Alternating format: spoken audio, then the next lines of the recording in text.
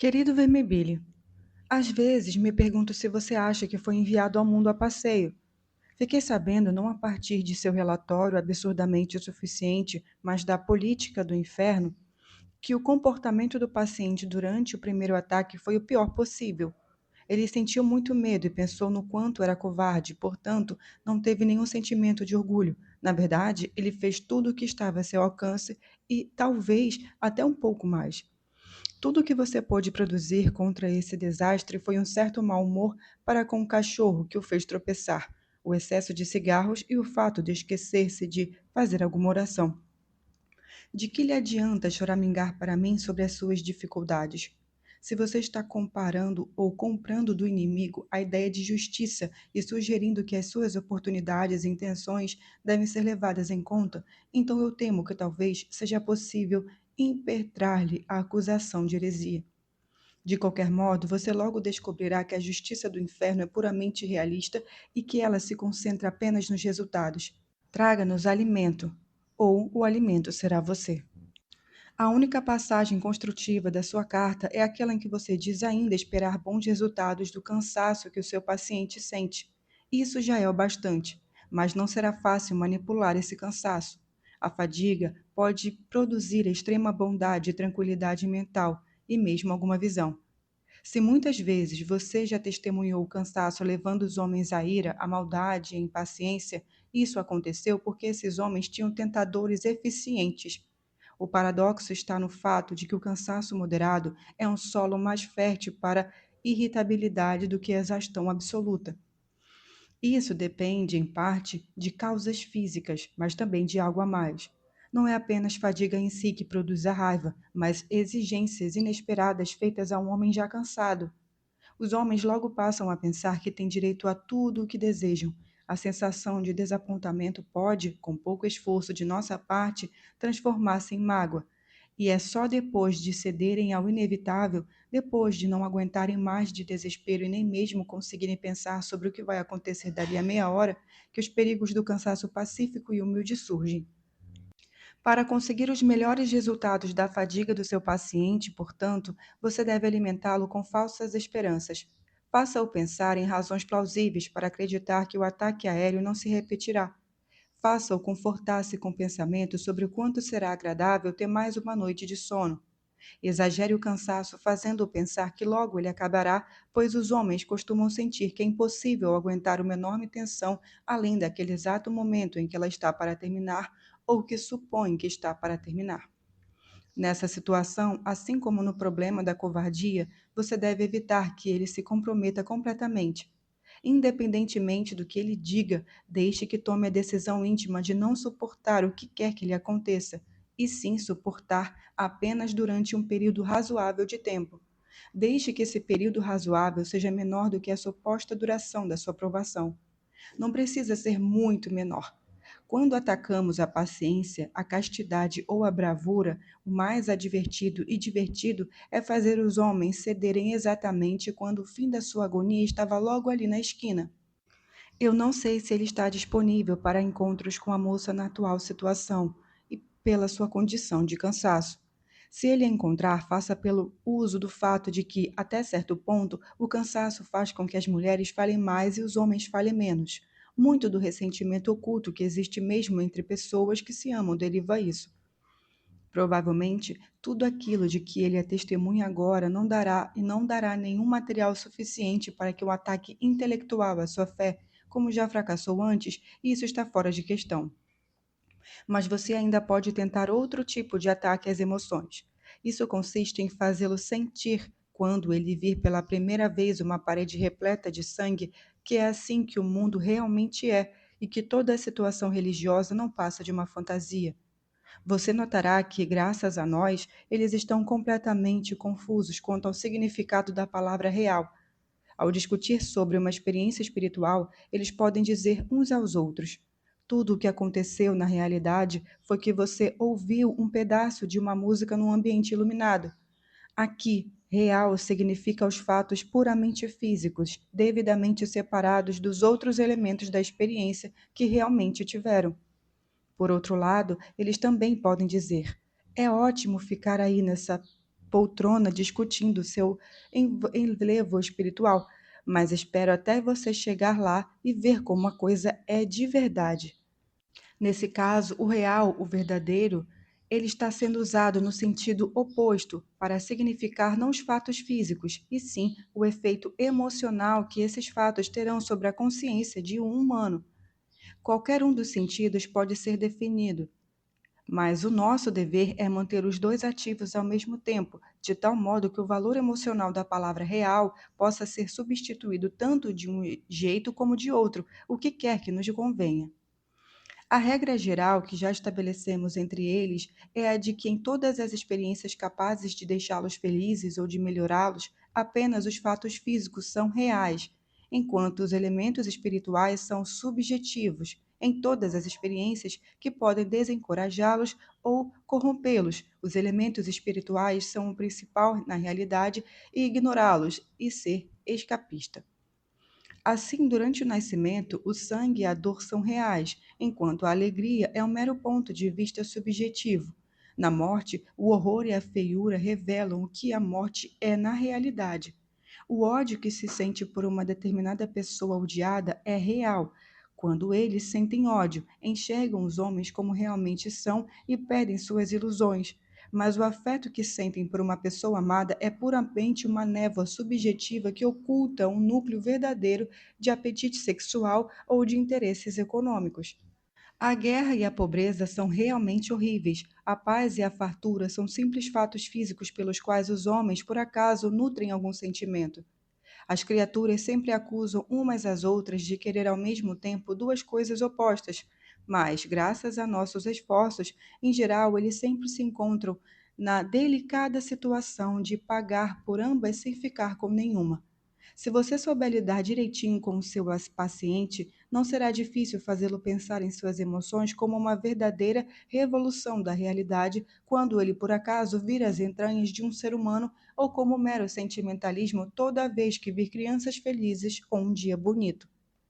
Afetuosamente, seu tio Fitafuso. Meu querido, adorado e precioso Vermibile. Agora que tudo chegou ao fim, digo-lhe que você está redondamente enganado quando vem me perguntar choramingando se as palavras de afeto que usei com você não significavam nada. Longe disso. Fique tranquilo. Meu amor por você e o seu amor por mim são idênticos. Eu sempre quis o seu bem, assim como você, tolinho, sempre quis o meu. A diferença é que eu sou mais forte.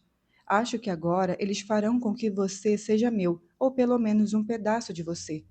Se eu amo você? Claro, tanto quanto as apetitosas guloseimas com as quais já me fartei. Você deixou que uma alma lhe escapasse pelos dedos. O uivo da intensa fome ocasionado por essa perda está, neste exato momento, ecoando desde todos os andares do reino do ruído até o próprio trono. Fico louco quando penso nisso. Sei muito bem o que aconteceu no momento em que eles o tornaram de você. Ele, de repente, passou a ver tudo mais claro, não foi? Ao mesmo tempo que podia enxergar você pela primeira vez e reconhecer o papel que você desempenhava na vida dele, e soube que você não o possuiria mais. Apenas pense por um instante no que ele sentiu naquele momento, como se a casca de uma velha ferida tivesse caído, como se ele se despisse de uma horrível doença de pele, como se tivesse se livrado para sempre de um traje imundo. Por Beelzebub, já é horrível o suficiente observá-los em seus dias mortais tirando suas roupas sujas e descartáveis para mergulhar numa banheira de água quente, dando grunhidos de satisfação enquanto espreguiçam os membros cansados. O que dizer então dessa limpeza final, desse despir definitivo? Quanto mais penso a respeito, pior fica. Ele escapou tão facilmente. Nada de receios graduais, nada de ser redesignado pelo médico, nada de hospital, nada de mesa de operação, nada de falsas esperanças de vida, apenas a total e instantânea liberdade. Em um momento, parecia que tudo aquilo era nosso. O barulho das bombas, o ruído das casas, o gosto e o cheiro desagradáveis das explosões na boca e nos pulmões, os pés ardendo de cansaço, o coração gélido de tristeza, a mente perturbada, as pernas doloridas. No momento seguinte, tudo isso acabou, como um pesadelo que chega ao fim, que passa a ser insignificante para sempre. Você é um fracassado, um imbecil, um tolo, uma simples marionete. Percebeu quanto foi fácil para esse verme nascido na terra entrar numa nova vida, como se tivesse sido feito para isso? Como todas as dúvidas dele se tornaram no piscar de olhos apenas ridículas? Eu sei muito bem o que a criatura disse a si mesma. Sim, claro, é sempre assim. Todos os horrores seguem o mesmo curso e ficam cada vez pior, forçando você a um beco sem saída, e no exato momento em que você acha que será esmagado, você sai dessa horrível situação e fica tudo bem, assim, de repente. Como a extração de um dente, a dor piorava cada vez mais e de repente o dente caiu. O sonho tornou-se pesadelo e então você acordou. Você morre e morre mais uma vez e de repente está bem da morte e além da morte também. Como posso ter duvidado disso? Quando ele o viu, ele também os viu. Eu sei como foi. Você recuou, cego e atordoado, sentindo-se mais ferido por eles do que eles jamais se sentiram em relação às bombas. Ah, que humilhação tudo isso! O fato de essa coisa feita de pó e lodo poder ficar de pé, altivo, falar de igual para igual com espíritos perante os quais você, um espírito, apenas se encolheria de medo. Talvez você nutrisse a esperança de que toda a estranheza e assombro perante isso tudo acabaria por frustrar a alegria dele. Mas aí é que está a desgraça. Os deuses são incomuns aos olhos mortais, mas ainda assim não são estranhos. Eles não tinham a menor ideia até aquele momento de como eles eram, e até mesmo duvidava de sua existência. Mas, quando os viu, soube que os conhecia desde sempre, e deu-se conta do papel que cada um teve em mais de um momento de sua vida, quando supunha estar sozinho, de tal modo que agora ele não diria a eles um a um: quem são vocês? E sim, então eram vocês o tempo todo. Aquela vaga sensação de que tinha amigos a seu redor, que assombrou seus momentos de solidão e desde a infância finalmente tinha sido explicada. Aquela música dominante, presente em cada experiência para que teve, que sempre lhe fugia da memória, fora finalmente recuperada. O reconhecimento o libertou da companhia deles pouco antes de ele finalmente expirar. Só você ficou de fora. Ele não só os enxergou, ele o enxergou. Esse animal, essa coisa que foi gerada numa cama, pôde enxergá-lo. Aquilo que agora é para você um fogo asfixiante e ofuscante é para ele uma luz fresca, é a própria claridade e tem a imagem de um homem. Seria bom, se possível, interpretar a prostração do paciente diante da presença, sua aversão a si mesmo e a total consciência de seus pecados, como algo semelhante à própria asfixia e à sensação paralisante que você sente naqueles momentos em que brisa mortífera sopra o âmago do céu. Mas tudo isso é bobagem. Talvez ele ainda passe por momentos dolorosos, mas os humanos aceitam essas dores. Eles não a trocariam por nenhum prazer terrestre. Todas as delícias dos sentidos, dos sentimentos ou do intelecto, como as quais você pôde tentá-lo, mesmo as delícias da própria virtude, parecem agora para ele uma comparação, como nada além da diversão repulsiva proporcionada por uma prostituta velha para o homem que acaba de saber que o amor de toda a sua vida, que julgava estar morto, na verdade está bem vivo e batendo à sua porta. Ele foi enredado naquele mundo onde a dor e o prazer assumem valores transfinitivos e toda a nossa aritmética é subjugada. Mais uma vez, o inexplicável nos acontece. Além da tragédia de termos tentadores ineptos como você, a grande maldição que nos acomete é o fracasso do nosso departamento de inteligência. Ah, se ao menos pudéssemos descobrir quais são seus verdadeiros planos. Que desgraça a nossa, a de que o conhecimento em si mesmo, uma coisa tão odiosa e patética, seja necessário para se ter poder. Às vezes quase chego ao desespero. A única coisa que me mantém de pé é a convicção de que o nosso realismo, a nossa rejeição de toda essa besteira e conversa fiada, certamente vencerão no fim. Enquanto isso, tenho de acertar as contas com você. Cada vez mais ávida e afetuosamente, seu tio, Fitafuso. Fitafuso propõe um brinde. Muitas vezes as pessoas me pediam ou me aconselhavam a dar continuidade às cartas de Fitafuso, mas durante muitos anos não me senti nem um pouco inclinado a fazê-lo. Embora fosse a obra que escrevi com mais facilidade, jamais escrevi algo com menos prazer. A facilidade vinha, sem dúvida, do fato de que o artifício das cartas diabólicas, uma vez concebido, passa a ser imediatamente fácil de explorar, assim como os gigantes e os homenzinhos de Swift. ou A Filosofia Média e Época de Erewhon, de Samuel Butler, ou A Garuda Stone, de Austen. Se eu deixasse o assunto à vontade, ele daria umas 1000 páginas. Mas, embora fosse fácil torcer a mente para se adaptar aos modos diabólicos, não foi nada divertido, pelo menos não por muito tempo. Todo o esforço produziu uma espécie de cãibra espiritual, o mundo no qual eu tinha de me projetar enquanto falava através de fitafuso não era nada além de pó, areia, sede e desconforto. Qualquer traço de beleza, frescor e genialidade tinha de ficar de fora. Os leitores teriam sufocado se eu tivesse continuado. Além disso, eu guardava um certo ressentimento porque minha obra não era um livro diferente dos outros, um livro que ninguém poderia escrever. O ideal seria se os conselhos de Fitafuso para Vermebile fossem contrabalançados por conselhos dados pelos arcanjos para o anjo da guarda do paciente. Sem isso, a representação da vida humana fica desequilibrada. Mas quem poderia sanar essa deficiência? Mesmo se um homem, e teria de ser um homem bem melhor do que eu, pudesse escalar a montanha espiritual necessária para a tarefa, qual estilo plenamente confiável ele poderia usar? Porque o estilo seria, na verdade, parte do conteúdo. O mero aconselhamento não seria suficiente. Cada frase deveria carregar o perfume dos céus.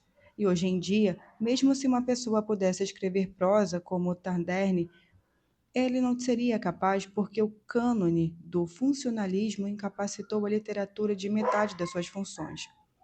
Assim, à medida que os anos passavam e o sufocamento da experiência de escrever cartas sumiu da memória, comecei a pensar em certas coisas que de algum modo pareciam exigir um tratamento à moda de fitafuso.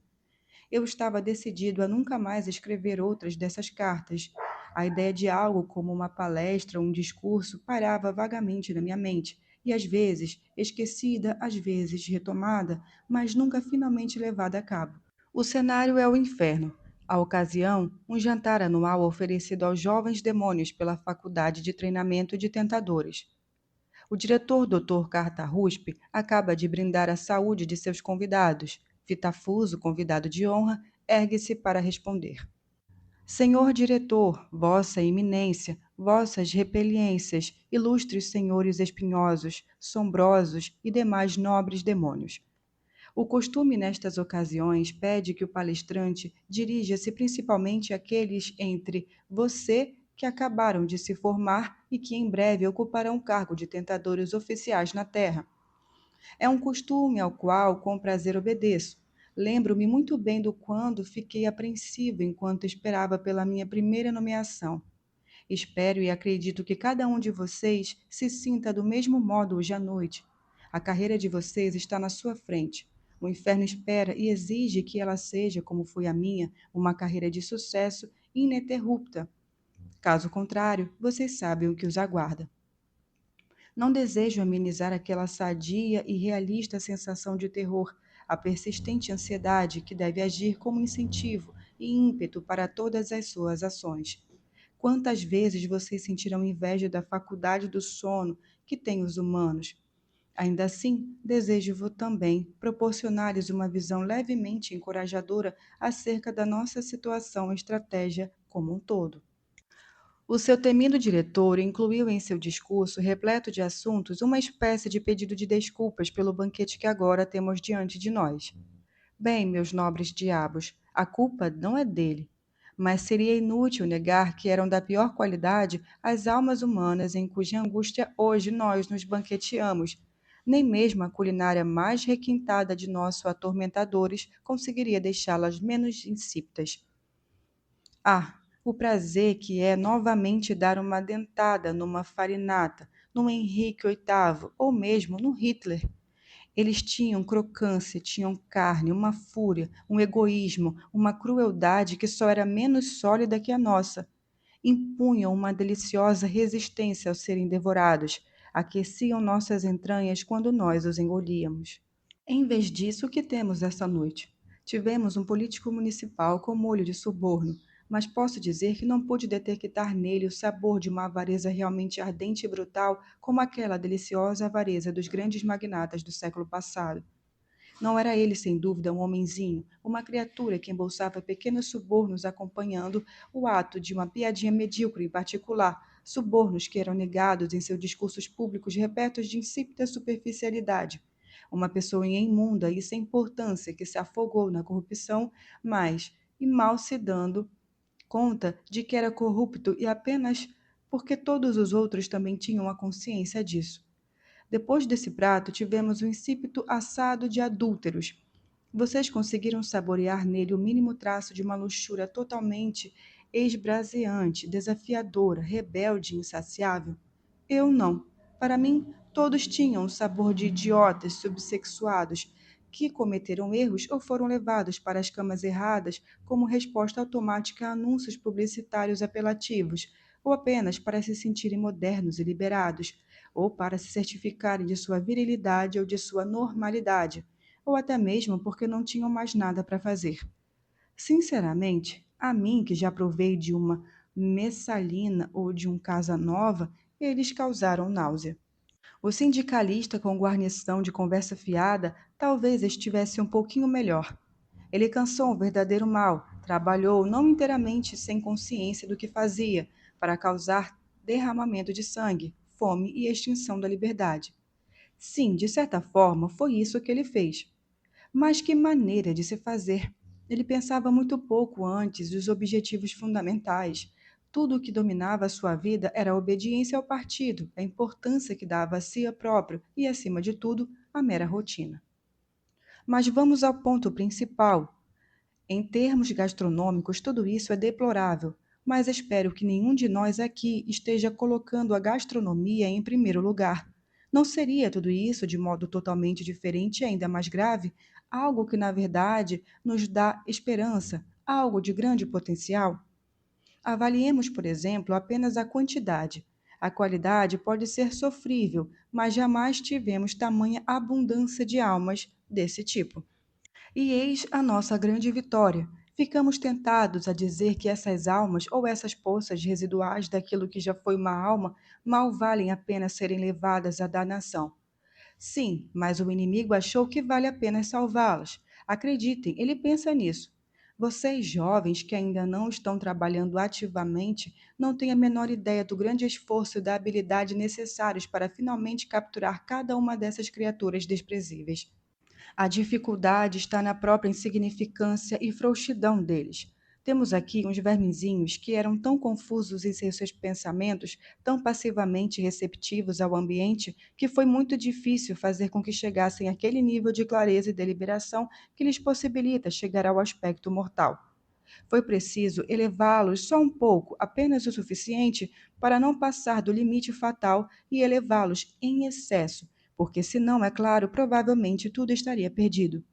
Eles poderiam ter enxergado, poderiam ter se arrependido. Por outro lado, se nós os tivéssemos erguido só um pouquinho, talvez estivessem qualificados apenas para o limbo, como criaturas que não são adequadas nem para o céu, nem para o inferno. Seres que, incapazes de ter as qualificações necessárias, são deixados para afundar para todo sempre numa subhumanidade mais ou menos satisfeita. Em cada escolha individual a respeito daquilo que o inimigo chamaria de o caminho errado, essas criaturas raramente estão, se é que alguma vez estiveram, num estado de completa responsabilidade espiritual. Eles não compreendem nem a origem nem a verdadeira característica das proibições que estão violando. A consciência deles raramente existe separada da esfera social que os cerca. E é claro, nós tramamos para que a própria linguagem deles seja completamente turva e confusa. Aquilo que é um suborno na profissão de um deles nada mais é que uma gorjeta ou um presentinho na de outro. A primeira tarefa dos tentadores foi solidificar essas escolhas que levam à estrada do inferno, transformando-as em hábito através da repetição constante. Porém, eles teriam de transformar esses hábitos num princípio, um princípio que a criatura esteja preparada para defender. Depois disso, tudo fica fácil. A conformidade ao ambiente social, que inicialmente é apenas instintiva ou até mesmo mecânica, afinal, como uma geleia poderão se adaptar ao meio, torna-se agora um credo inconsciente ou um ideal de pertencer a um grupo ou de ser como os outros. A simples ignorância da lei que estão desobedecendo transforma-se numa vaga teoria a respeito da própria lei. Lembrem-se de que eles não sabem nada de história, teoria que fica bem clara quando dão a essa lei o nome de convencional ou puritana ou de moralidade burguesa. Assim, gradualmente, passa a existir um âmago da criatura a rígida e enraigada resolução de continuar a ser o que é, e até mesmo se resistir aos humanos e humores que possam modificar essa situação. É uma resolução pequena, nem um pouco ponderada, tampouco desafiadora, incapazes disso devido à sua pobreza emocional e imaginativa. Na verdade, ela é quase formal e discreta, de uma maneira que lhe é peculiar, como um seixo, um câncer ainda em desenvolvimento, mas serve aos nossos propósitos. Finalmente, temos uma rejeição real e deliberada, embora não inteiramente articulada, daquilo que o inimigo chama de graça. Esses, portanto, são fenômenos bastante bem-vindos. Primeiro, a abundância de presas. Por mais insípido que seja o cardápio, não corremos o risco de morrer de fome. E, em segundo lugar, a vitória. Nunca os nossos tentadores foram tão habilidosos. Mas a terceira lição, da qual ainda não falei, é a mais importante de todas. O tipo de alma em cujo desespero e ruína nós esta noite, enfim, em que subestimos, esta noite aumenta cada vez mais em número e continuará aumentando. Nossos conselheiros do baixo comando nos asseguraram de que a tendência é esta. Temos ordens para orientar toda a nossa tática tendo em mente essa situação. Os grandes pecadores, aqueles nos quais as paixões vívidas e geniais foram levadas além do limite e nos quais sua imensa concentração de vontade foi devotada a assuntos que o inimigo odeia, enfim, nem todos eles desaparecerão, mas ficarão mais raros. Teremos cada vez mais presas, mas consistirão cada vez mais de um puro lixo, lixo que tempos atrás jogaríamos para Cérbero e para os cães do inferno, pois não seria apropriado para o consumo diabólico. Há duas coisas que quero que percebam a esse respeito. Em primeiro lugar, que, por mais deprimente que possa parecer, isso é, na verdade, uma mudança para melhor. E, em segundo lugar, eu quero chamar a atenção de todos para a maneira com que conseguimos esse feito. É uma mudança para melhor. Os grandes pecadores são feitos do mesmo material que aqueles fenômenos horríveis, os grandes santos. O desaparecimento quase total desse material pode significar refeições insípidas para nós. Mas isso não significa também uma grande frustração e fome para o inimigo? Ele não criou os humanos, não se tornou um deles e teve uma morte horrível entre eles, apenas para produzir candidatos para o limbo, humanos com defeito. Ele queria fazer santos, deuses, criaturas como ele mesmo. Não seria a inispidez deste cardápio um pequeno preço a pagar pelo delicioso conhecimento de que todo o seu grande experimento está chegando ao fim?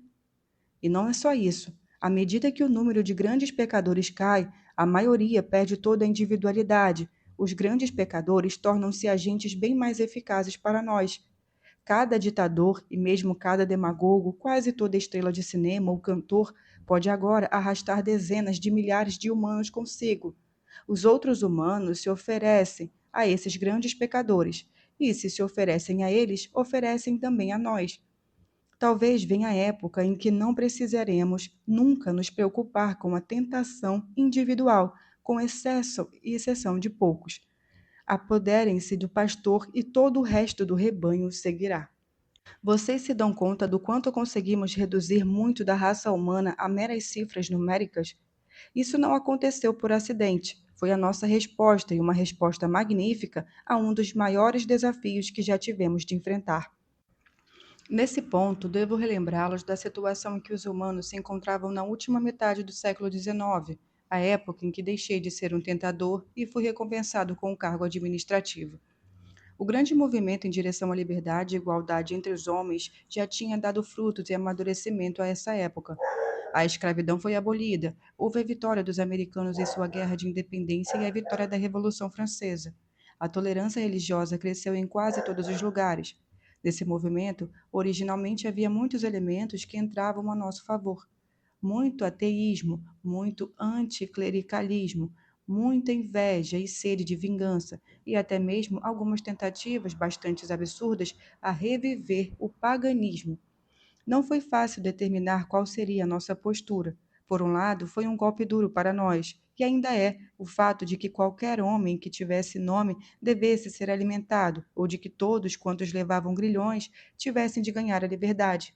Mas, por outro lado, havia nesse movimento tanta rejeição da fé, tanto materialismo, tanto secularismo e tanto ódio que nos sentimos impelidos a encorajá-los.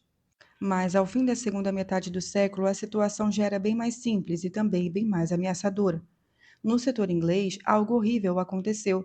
O inimigo, com a prestidigitação que lhe é peculiar, apropriou-se de grande parte desse movimento progressivo ou liberalizante e perverteu para seus próprios fins.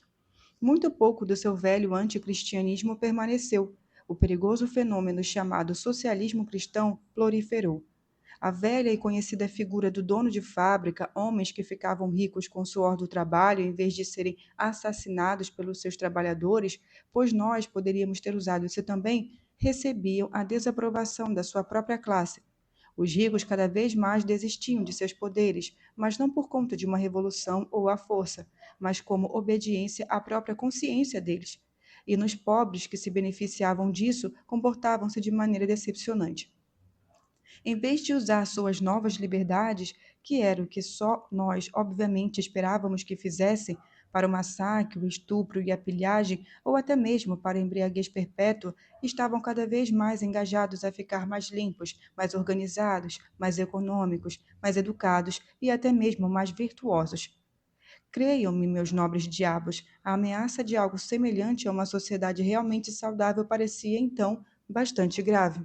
Graças ao nosso Pai das profundezas, essa ameaça foi eliminada. Nosso contra-ataque deu-se a dois níveis. No nível mais profundo, nossos fornecedores conseguiram dar vida a um elemento que estava implícito no movimento desde o início.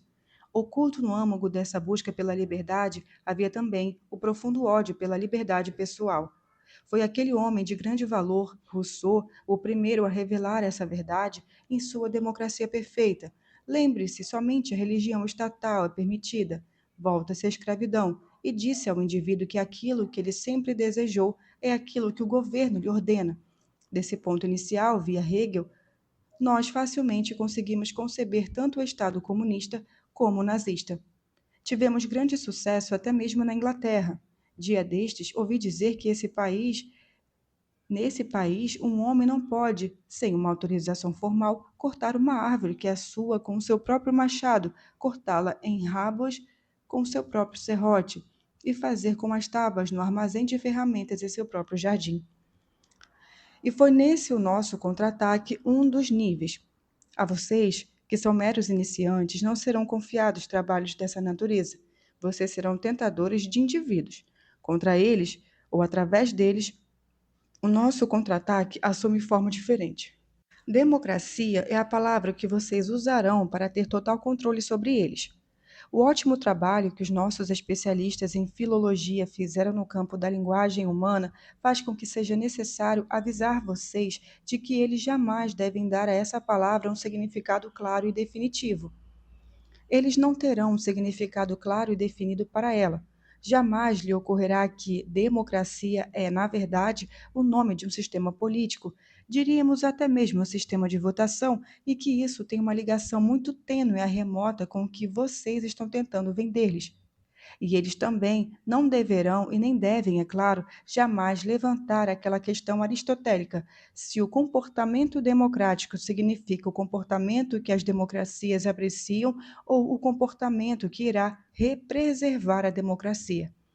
Pois, se chegarem a pensar nesses termos, provavelmente pensariam que as duas coisas não precisam ser iguais. Vocês devem usar essa palavra somente como um encantamento, se preferirem somente pelo seu poder propagandístico. É um nome que veneram. E está ligado, é claro, com aquele ideal político, o de todos os homens devem receber o mesmo tratamento.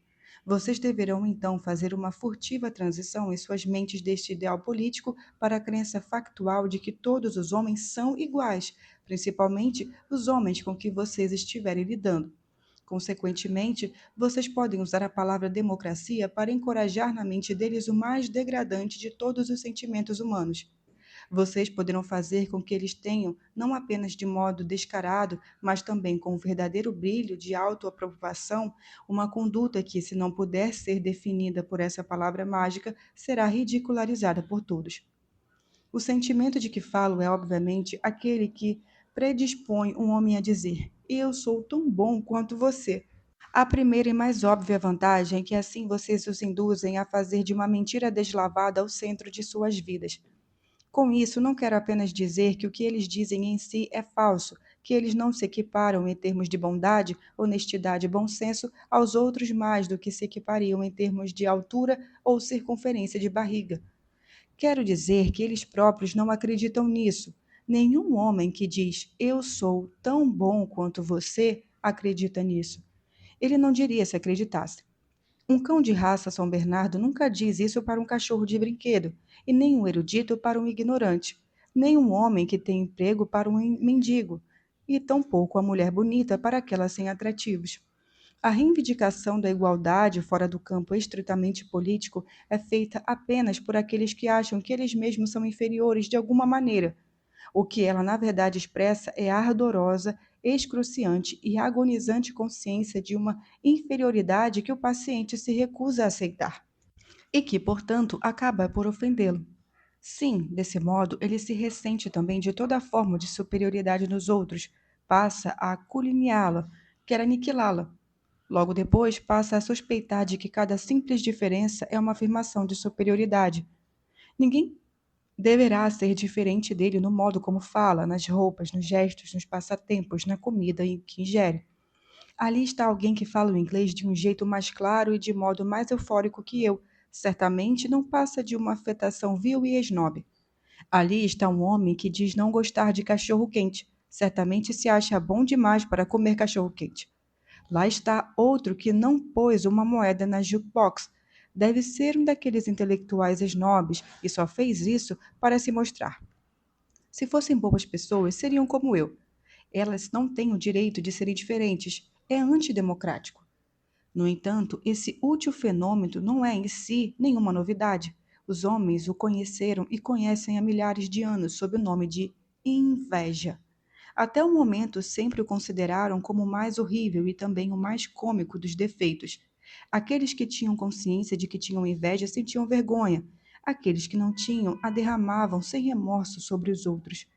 A deliciosa novidade da situação atual deve-se ao fato de que vocês podem encorajar esse sentimento, fazer dele algo respeitável, até mesmo louvável, pelo uso da palavra mágica democrático. Sob a influência desse encantamento, aqueles que forem completamente inferiores ou inferiores até certo ponto podem dedicar-se inteiramente e com sucesso, ainda mais do que antes, a fazer com que todos os outros desçam ao seu nível. E não apenas isso, sob a mesma influência, aqueles que chegarem ou puderem chegar mais perto da humanidade, no seu sentido mais profundo, na verdade, acabam por afastar-se dela, pois temem ser antidemocráticos. Tenho fontes confiáveis de que me dizem que os jovens humanos volta e meia suprimem o seu gosto incipiente pela música clássica ou pela boa literatura, porque isso talvez os impeça de ser gente como a gente, que as pessoas que realmente desejam ser honestas, certas e sensatas, e que recebem a graça que permite que elas sejam assim. Acabam não cedendo ao impulso, pois aceitá-lo faria com que fossem diferentes. Poderia ser mais uma ofensa contra a ordem das coisas, poderia deixá-los fora do círculo da irmandade, impossibilitaria sua integração com o grupo.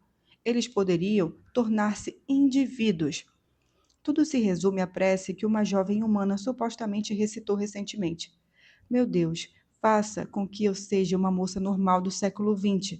Graças aos nossos esforços, cada vez mais isso poderá significar. Faça com que eu seja uma mulher frívola, uma imbecil, uma parasita. Enquanto isso, como um maravilhoso produto derivado dessa química, os poucos que não aceitam ser normais e comuns e gente como a gente, integrados, tendem cada vez mais a tornar-se, na verdade, os seres arrogantes e excêntricos que a ralé de qualquer modo já acreditava que eles eram. Pois a desconfiança costuma gerar exatamente aquilo que se desconfia. Como resultado, nós agora temos uma inteligentíssima que, embora seja pequena, está sendo muito útil para a causa do inferno. Mas tudo isso não passa de um subproduto de todo esse processo. Na verdade, quero chamar a atenção de vocês para o vasto e generalizado movimento para desacreditar e finalmente eliminar toda e qualquer realidade e qualidade humana, seja ela moral, cultural, social ou intelectual. E não é lindo perceber o quanto a democracia está fazendo por nós agora o trabalho que já foi feito pelas ditaduras mais remotas e pelos mesmos métodos? Lembram-se da ocasião em que dos ditadores gregos enviou um emissário e outro ditador para pedir seu conselho a respeito de princípios para melhor governar? O outro ditador levou o emissário a um milharal e lá cortou com seu bastão todas as hastes que ficassem 1 centímetro que fosse acima do nível das outras. A moral é simples. Não permita que nenhum de seus elementos seja diferente dos outros. Não permita a existência de nenhum homem que seja mais sábio, ou melhor, ou mais famoso, ou até mesmo mais bonito que a massa. Faça com que todos sejam cortados até o nível comum. Todos serão escravos, meros números, todos insignificantes. Assim, os tiranos praticavam, de certa forma, a democracia, mas hoje a democracia pode ter o mesmo resultado sem nenhum tirano que não ela mesma. Ninguém mais precisa ir ao milharal com um bastão. As próprias hastes menores irão eliminar a parte superior das maiores, e as maiores começam a se sentir e a nivelar as outras na sua vontade de ser como as outras. Eu já disse que é uma tarefa árdua e complicada segurar a danação dessas pequenas almas, dessas criaturas que quase deixaram de ser indivíduos. Mas, se vocês fizerem o esforço necessário e usarem suas habilidades, poderão ficar bem confiantes no resultado. Os grandes pecadores apenas parecem ser uma presa mais fácil, mas eles são imprevisíveis. Depois que vocês o manipularem por 70 anos, o inimigo poderá arrancá-los das suas garras no dia seguinte. Percebam que eles são capazes de um arrependimento verdadeiro, eles têm verdadeira consciência de culpa. Se as coisas tomarem um rumo errado, então estão tão prontos para desafiar as precisões sociais em nome do inimigo como estão para desafiá-las ao nosso nome. De certa forma, é mais trabalhoso rastrear e golpear uma força que foge do que atirar a pouca distância no elefante selvagem. Mas o elefante dará mais trabalho se vocês não o acertarem. A minha experiência, como já disse, resume-se praticamente ao setor inglês e ainda recebo mais notícias a respeito dele do que dos outros. Talvez o que eu vá dizer agora não seja de grande valia para os setores nos quais alguns de vocês atuarão, mas vocês poderão fazer os ajustes necessários quando chegarem lá. Certamente o que direi será de grande ajuda. Se for de pouca ajuda, vocês deverão trabalhar para fazer com que o país de que estiverem encarregados seja mais parecido com a Inglaterra nos dias de hoje. Nessa terra promissora, o espírito do eu sou tão bom quanto você já passou a ser algo mais do que uma influência puramente social. Ele começa a se infiltrar no sistema educacional. Não posso dizer com certeza até onde ele foi no presente momento. E isso tão pouco importa. Uma vez que vocês captarem a tendência, poderão facilmente prever seus desdobramentos futuros, especialmente se nós mesmos desempenharmos um papel nesses desdobramentos. O princípio básico da nova educação é que os alunos lentos e vagabundos vão se sentir-se inferiores aos alunos inteligentes e esforçados. Isso seria antidemocrático. Essas diferenças entre os alunos, porque elas são, muito obviamente, diferenças individuais, precisam ser disfarçadas. Isso pode ser feito com vários níveis. Nas universidades, as provas devem ser elaboradas de tal forma que quase todos os alunos consigam boas notas. Os vestibulares devem ser feitos para que todos ou quase todos os cidadãos possam entrar nas universidades que tenham a capacidade de se beneficiarem com uma educação superior, quer não. Nas escolas, as crianças que forem lentas ou preguiçosas demais para aprender línguas, matemática e ciências, podem ser levadas a fazer aquilo que as crianças costumavam fazer em seu tempo livre. É possível deixá-las, por exemplo, fazer bonequinhos de argila e dar a isso o nome de educação artística. Mas durante todo esse tempo jamais deve haver nenhuma menção ao fato de que elas são inferiores às crianças que estão efetivamente estudando.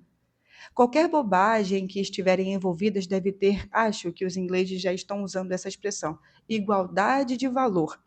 E é possível conceber um esquema ainda mais drástico. As crianças que estiverem aptas a ser transferidas para uma classe mais adiantada podem ser mantidas na classe anterior usando métodos artificiais, com justificativa de que as outras poderiam ter algum tipo de trauma. Resumindo, não é absurdo esperar pela abolição praticamente total da educação quando finalmente eu sou tão bom quanto você sair vitorioso. Todos os incentivos para aprender e todas as penalidades para a ausência do desejo de aprender desaparecerão. Os poucos que quiserem aprender não poderão fazê-lo, afinal, quem são eles para se destacar entre seus colegas? E de qualquer modo, os professores, ou devo dizer, babás, estarão excessivamente ocupados tranquilizando os ignorantes e dando-lhes tapinhas nas costas para perderem tempo ensinando de verdade. Não precisaremos mais ter de planejar e trabalhar arduamente para espalhar a arrogância serena ou a ignorância incurável entre os homens. Os próprios vermezinhos farão isso por nós. Mas vamos agora para a parte mais agradável. Cabe a mim propor um brinde em nome de convidados à saúde do diretor Catarruspe e da Faculdade de Treinamento de Tentadores. Encham seus copos. O que é isto? O que é esse delicioso buquê que exala de copo? Será possível? Senhor diretor, retiro todas as minhas ásperas palavras em relação ao jantar. Percebo que até mesmo sob as pericáceas e precárias condições de guerra e adega da faculdade, ainda possui algumas garrafas do clássico vinho fariseu. Ora, ora, como nos velhos tempos. Segurem o copo perto de suas narinas por um momento, nobres demônios. Segurem o copo contra a luz. Observem as pequenas linhas cor de fogo que se contorcem e se misturam no seu centro escuro, como se estivessem lutando entre si. Pois então, sabem como esse vinho é composto? Há a colheita de diferentes tipos de uva fariseu que são pisadas e fermentadas juntas para produzir esse sabor delicado. São tipos que na terra são bem hostis uns aos outros. Alguns eram cheios de regras, de relíquias sagradas, de rosários. Outros não passavam de seres desmazelados com expressão solene e adeptos de fúteis hábitos tradicionais de abstinência de vinho, de jogos, de cartas ou de teatro. A perversidade das outras religiões era, na verdade, a única doutrina viva na religião de cada um deles. A difamação era a sua crença e a calúnia a sua lantania. Com que intensidade ainda maior odeiam um ao outro, agora que estão ligados para sempre, mas jamais reconciliados. Sua surpresa, seu ressentimento perante essa combinação, a supuração e seu rancor eternamente empeniente às semelhanças de ao fogo quando ingeridas a bebida. Um fogo negro. Com tudo isso, meus amigos, será um dia de desgraça para nós se aquilo que os humanos se referem como o termo religião desaparecer da terra, pois ela ainda pode nos fornecer pecados extremamente saborosos. A fina flor da profanação só pode crescer se for plantada perto do sagrado. Em nenhum lugar a nossa tentação é tão bem sucedida quanto nos próprios pés do altar. Vossa Eminência, vossas repelências, ilustres senhores, espinhosos, saborosos e demais nobres demônios, ergamos nossos copos e brindemos ao diretor Catarruspe e à faculdade.